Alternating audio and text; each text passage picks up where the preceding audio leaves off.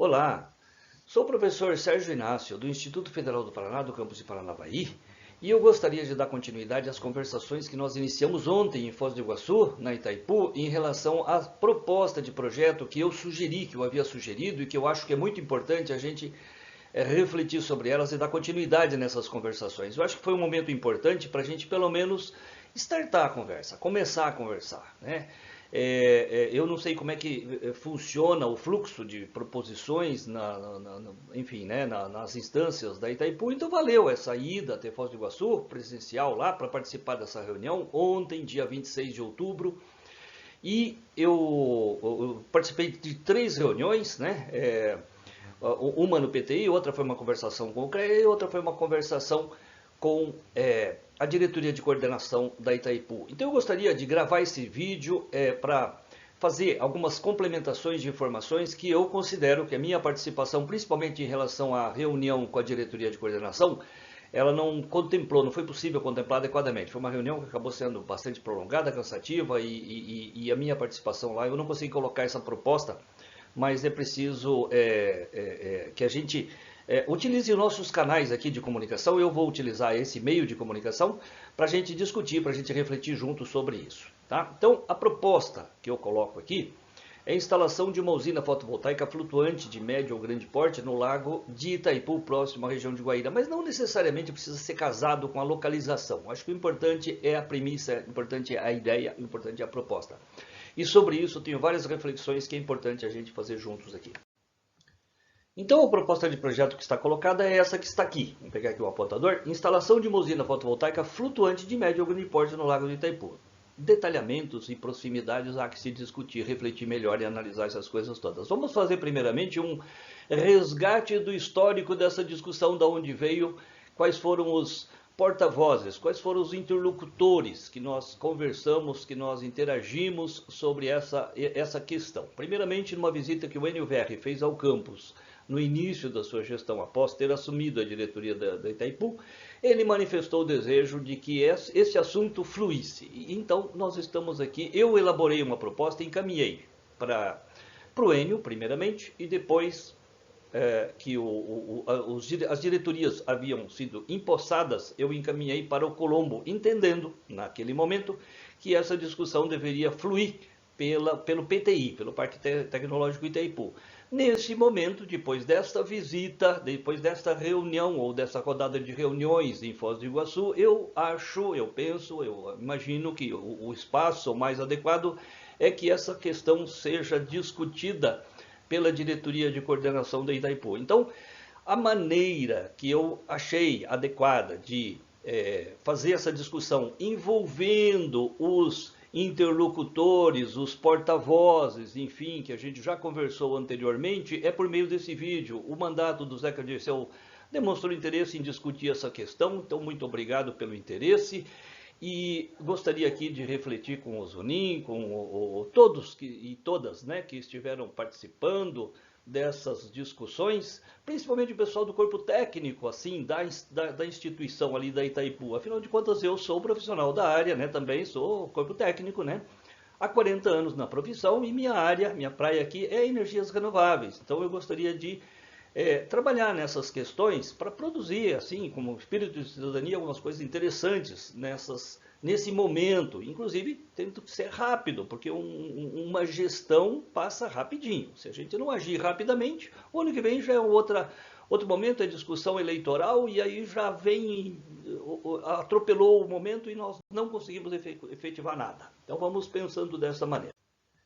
Então, inicialmente, fazendo aqui uma pré-visualização do que seria essa proposta de projeto, com um resgate de experiências anteriores, fazer assim um estado da arte, fazer uma reflexão sobre como é que está esse assunto a nível mundial e a nível nacional, entendendo que a Itaipu é um agente estratégico muito importante, talvez o mais importante, no cenário nacional. Então está aqui uma visualização dessa experimentação que foi feita lá no reservatório de Sobradinho, né, no norte da Bahia, lá próximo de Petrolina.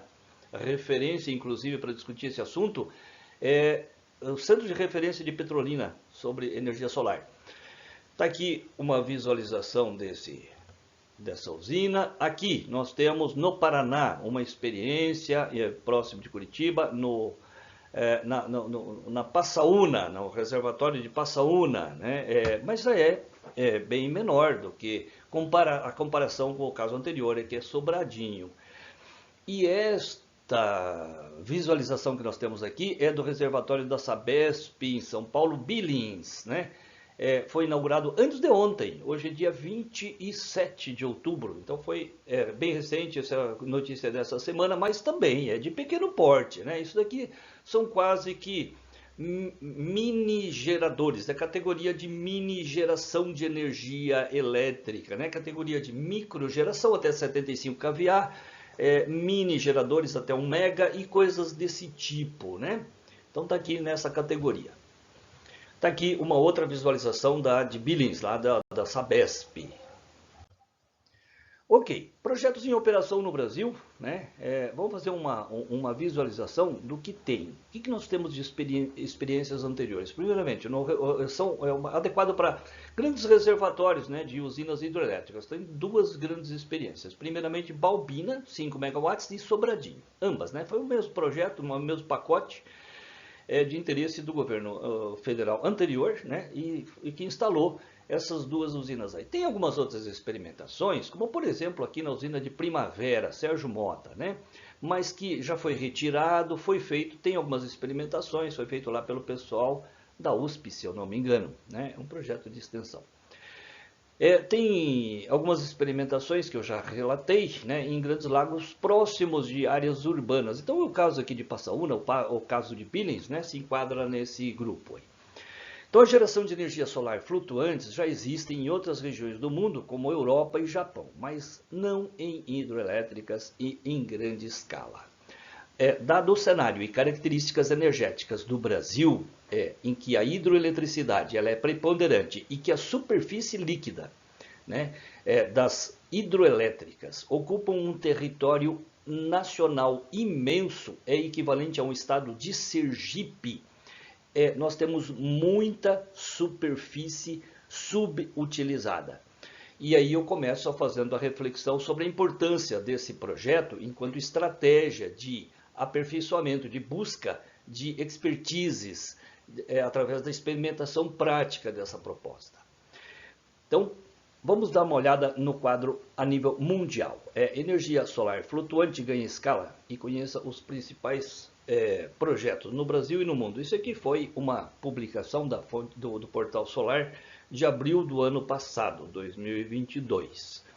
Então está aqui algumas experimentações que têm ocorrido a nível mundial. Esse caso aqui, por exemplo, é uma visualização de Portugal. Aqui nós temos o que está acontecendo em Portugal nessa questão. Lá eles fizeram, né, leilão de energia solar flutuante, onde, por exemplo, nós estamos com uma visualização desse caso aqui, que tem uma potência instalada, potência nominal de 154 megawatt. Então vamos lá, vamos voltar para trás para comparar o Brasil com Portugal. Então o Brasil nós temos Balbina 5 megawatts, Sobradinho 5 megawatts, Portugal EDP, isso é só EDP. A EDP levou num desses pacotes de leilão de energia solar flutuante 154. Tá? Então 5 com 154, essa é a comparação entre Brasil e a EDP, não é com Portugal. Nesse mesmo leilão de energia tiveram outras duas grandes empresas, a Endesa e mais uma terceira, que também pegou outro pacote. Então, só para mostrar Portugal o que eles estão fazendo em relação a essa proposta. Então, esse é o maior lote, né? Foi levado pela EDP, 154 megawatts. Quanto o maior projeto do mundo nessa questão, claro, não poderia deixar de ser, é a China, né? Está aqui a proposta. O projeto, né, é de Wenzhou Taihan, né, de 550 megawatts. Então essa é a comparação, né? Enquanto nós estamos fazendo projetos de 5 megawatts, né, a China está fazendo de 550. Então vamos comparar, né, essa escala, que é bem interessante a gente visualizar. Segundo as informações dessa publicação, né, envolve 1.400.000 módulos, cobrindo uma área de quase 5, aqui fala quilômetros, deve ser quilômetros, tá certo, quase 5 quilômetros quadrados, né? A instalação combina geração de energia com piscicultura. Eu acho estranho, eu acho uma contradição. Mas, enfim, papel aceita qualquer coisa e está aqui, eu estou reproduzindo o que disse o papel que eu li, que é isso aí que está escrito, copiei e colei.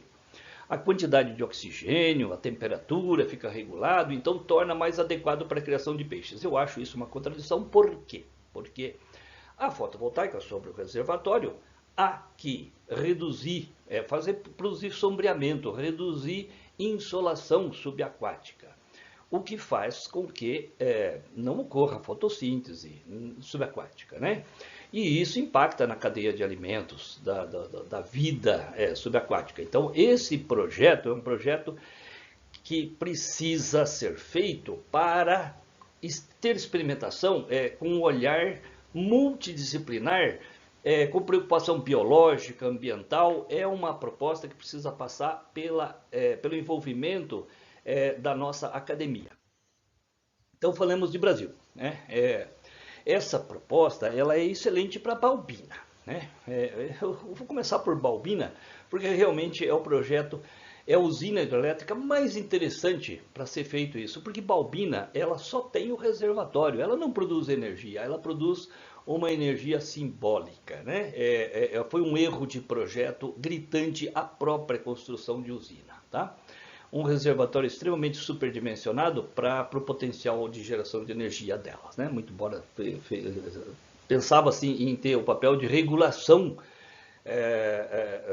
que outras usinas mais ajusantes teria então o papel de fio d'água, como é o caso de Itaipu comparado com usinas que estão acima dela, né? Pegar o caso de Porto Primavera, por exemplo, pegar Sérgio Mota, né? Ela tem um reservatório maior do que a usina de Itaipu. Então, a usina de Itaipu não é de regulação, ela é a fio d'água, né?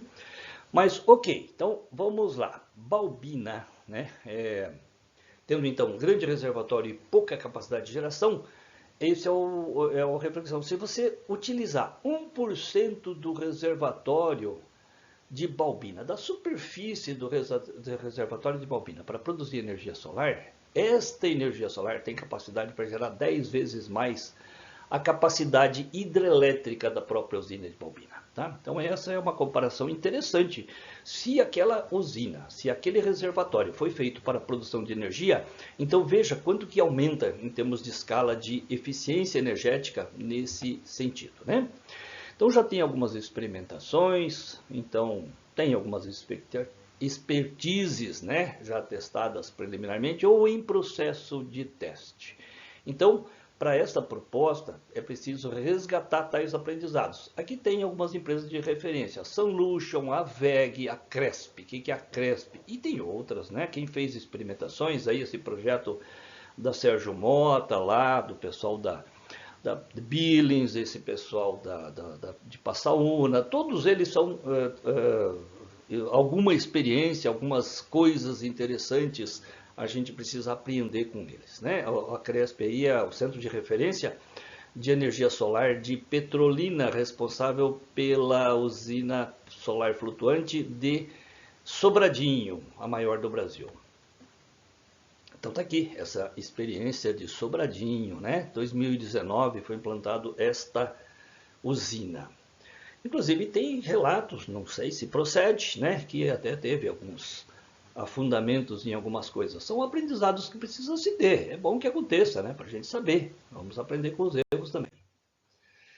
Primeiramente, né? Resgatando aqui que